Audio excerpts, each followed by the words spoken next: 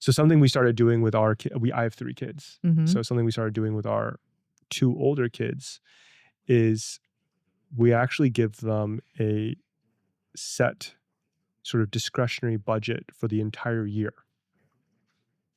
Because, sometimes you go out, you're waiting for your restaurant reservation, you go to the shop next door, and then all of a sudden they're like, oh, daddy, I want this, I want that, I want this, I want that. The way to stop that is to be like, okay, yeah, you can buy this, but it comes out of your piggy bank, so to speak, for the year. So let's say they get $80 for the entire year, and this toy that they want is $45. Mm-hmm. They may be like, oh, actually, they stop asking for it. They're like, daddy, I want this. And I'm like, okay, but it comes out of your budget. And then they go, oh, And my daughter's really funny. So she'll go and start looking at the prices of every single toy in the shop and look and look and look, and then look at the toy. So she figures out what budget she has, how much she's willing to spend, the price of all these toys. And then most of the time, she actually comes back and says, oh, I don't actually want anything.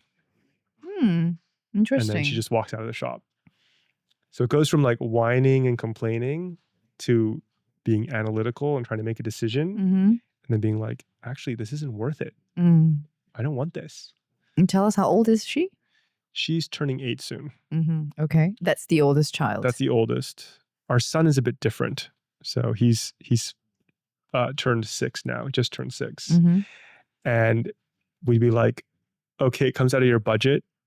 Oh, and actually it's above your budget. So this is your birthday present in 6 months. And he'll be like, okay. and then, so we get this thing for him, but then he's learning. So every time this happens again, we're like, oh, but you already spent all your money. And he's like, oh yeah. So I think when this happens again next year, he's going to have a very different approach. Right. Because honestly, he doesn't even remember what he bought. Your son sounds like my son too. Yeah. I mean, like in the situation where you have $80 and this thing is going to cost you like $65. Okay. Yeah. Without thinking. And then the next time, like you've run out of money. Oh, okay. Yeah. Then can I have it for Christmas, or can I have it for my birthday? Or, Yeah.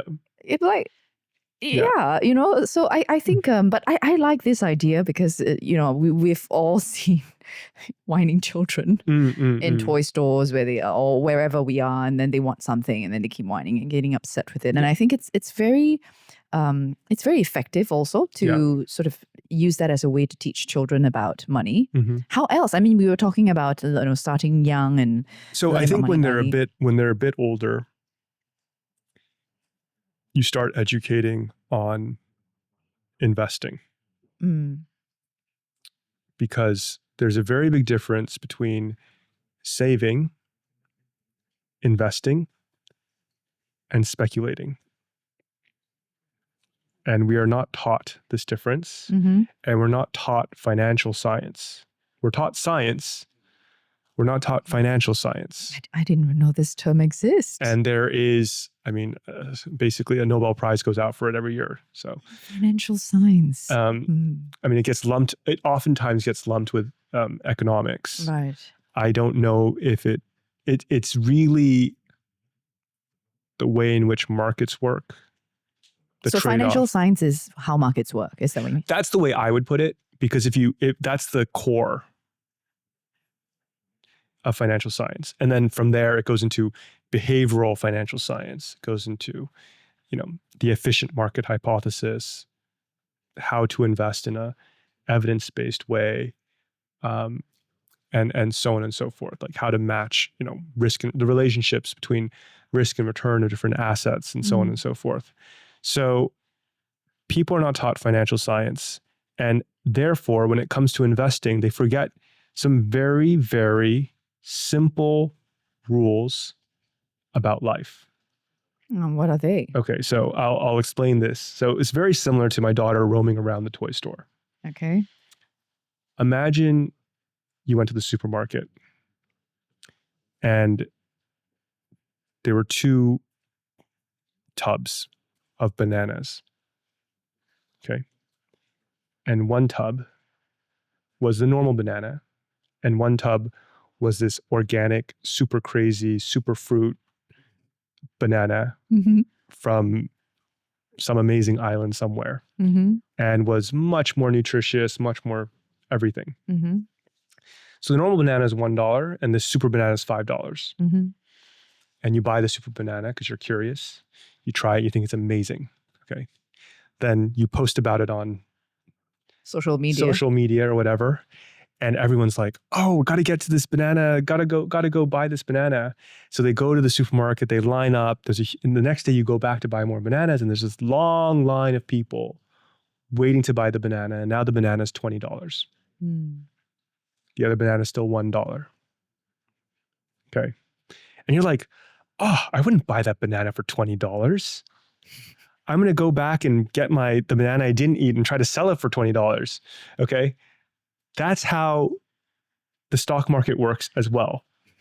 But somehow, when people start looking at stocks or bonds or any other asset, they forget this fundamental rule of price, of value. They're just like, oh, that stock's gone up by 50%. That stock has gone up by 100%. I got to buy it now. I got to buy it now. Rather than saying, oh, does that seem expensive? They don't ask the right questions. And you have to realize, you think about this when you're buying a property.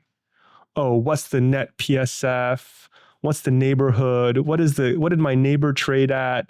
What did my this and that? So people are very analytical. They think about it. But when it comes to investing, for some reason, they think it's this like completely different game or realm. And they don't ask the right questions usually, and they don't care about the right things. Which is why in financial science, and for kids to understand this, we can train a very good framework in which they can analyze and decide how to, in the future, invest and grow their wealth.